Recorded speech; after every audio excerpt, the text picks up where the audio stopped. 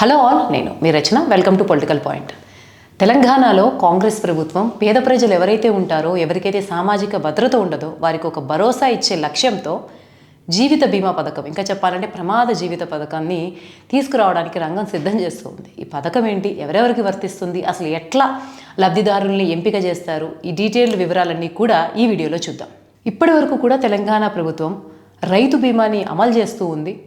రైతు బీమా పథకం కింద 18 నుంచి 59 వయసు మధ్య ఉన్నటువంటి రైతులు, యువ రైతులు కావచ్చు, కొంచెం ఏజ్డ్ వాళ్ళైనా సరే, ఎవరైనా సరే ప్రమాదవశాత్తు కానీ అనారోగ్యం వల్ల కానీ మరణిస్తే వాళ్ళకి 10-15 రోజుల తర్వాత ఆ కుటుంబంలో ఎవరైతే ఉంటారో వాళ్ళకి 5 లక్షలు డబ్బులు అందజేస్తూ ఉంది రైతు బీమా కింద. సో దీనివల్ల ఆ రైతు కుటుంబం ఆర్థికంగా నిలదొక్కునేలా చేయాలన్నది ప్రభుత్వ లక్ష్యం.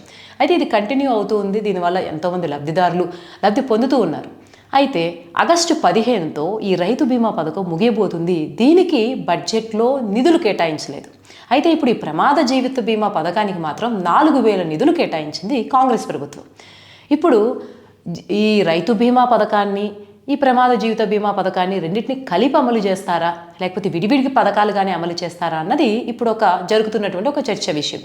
ఇంకొకటి ఏంటంటే, ఈ రెండింటిని కలిపి అమలు చేయాలంటే ఆల్రెడీ అది 1 కోటి మందికి పైగా ఉన్నారు. రైతు బీమా పొందుతున్న వాళ్ళు 37 లక్షల మంది ఉన్నారు. రెండింటి మీద లెక్క 1,40,00,000 మంది ఉన్నట్లు అనుకోవచ్చు.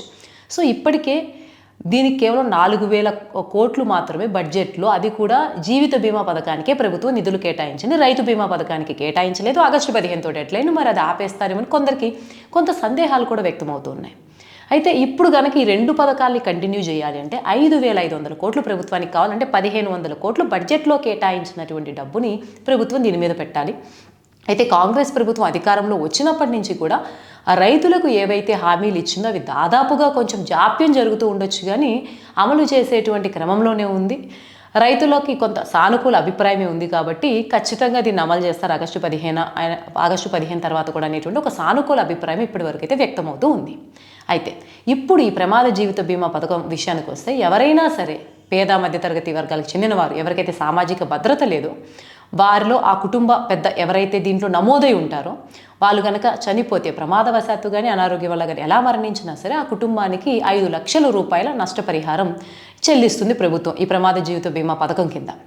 అయితే దీన్ని ఎలా లబ్ధిదారుల్ని సెలెక్ట్ చేస్తారంటే, తెలంగాణ ఆర్థిక సామాజిక సర్వే నిర్వహించినప్పుడు 1 కోటి మంది దాంట్లో నమోదు చేసుకున్నారు. సో వాళ్ళకి ఇది వర్తిస్తుంది.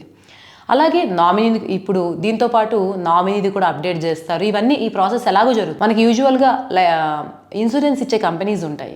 ఒక్కొక్క కంపెనీ ఎక్కువగా ఇప్పుడు ఇది ప్రభుత్వం చేస్తుంది, కానీ ప్రభుత్వ ఇన్సూరెన్స్ కంపెనీని ఇంకా ప్రభుత్వం అయితే తెలంగాణ సర్కార్ అయితే ఇంకా ఖరారు చేయలేదు.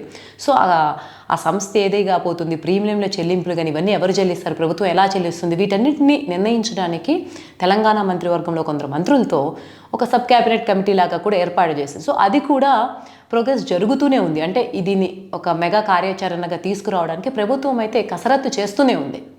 సో ఆ సర్వేలో ఉన్న వాళ్ళు దీని కిందకు వస్తారు. అయితే ఇప్పుడు కనుక ఒకవేళ ఈ 2 పథకాలని విడిగా చేస్తే అది ఒకటి. ఒకవేళ ఈ రైతు బీమా పథకం తీసేసి, అంటే రైతు బీమాలో కూడా కొందరు పేదవాళ్ళు వీళ్ళందరూ ఉంటారు కాబట్టి వాళ్ళను కూడా కలిపేస్తే అప్పుడు భూమి ఉన్నవాళ్ళు అలాగే పేదవాళ్ళు ఒక లెక్కే అయిపోతారు. 2 అంటే కొంత సామాజిక భద్రత లేని వారికి, పేదవాళ్ళకి ప్రమాద జీవిత బీమా పథకము ఇవ్వాలని ప్రభుత్వం అనుకున్నప్పుడు మళ్ళీ వీళ్ళను కూడా కలిపేస్తే అర్హులు కాని వాళ్ళు కూడా వస్తారేమో అన్నటువంటి కొన్ని సందేహాలు కూడా వ్యక్తమవుతూ ఉన్నాయి. ఇప్పటివరకు అయితే ఈ రెండింటిని విడివిడిగా ఇంప్లిమెంట్ చేస్తేనే బాగుంటుంది అనేటువంటి ఒక అభిప్రాయం అయితే ఉంది.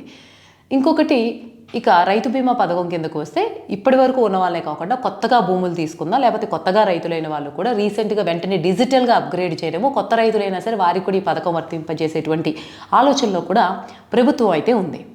ఏదేమైనప్పటికీ ఓవరాల్గా చూస్తే తెలంగాణ ప్రభుత్వం తీసుకున్నటువంటి ఈ నిర్ణయం వల్ల అయితే ఎవరైతే సామాజిక భద్రత, అంటే ఇప్పుడు ఎక్కువ మంది చదువుకుంటున్నారు కాబట్టి లైఫ్ ఇన్సూరెన్స్ల గురించి, హెల్త్ ఇన్సూరెన్స్ల గురించి, టర్మ్ ఇన్సూరెన్స్ల గురించి చాలామందికి ఒక అవగాహన అయితే వచ్చింది. చాలామంది ఉద్యోగాలు చేస్తున్న వాళ్ళైతే కొంత పర్సెంటేజ్ ఆఫ్ దేర్ శాలరీస్ ఈ ఇన్సూరెన్స్లు పే చేస్తూ ఉన్నారు.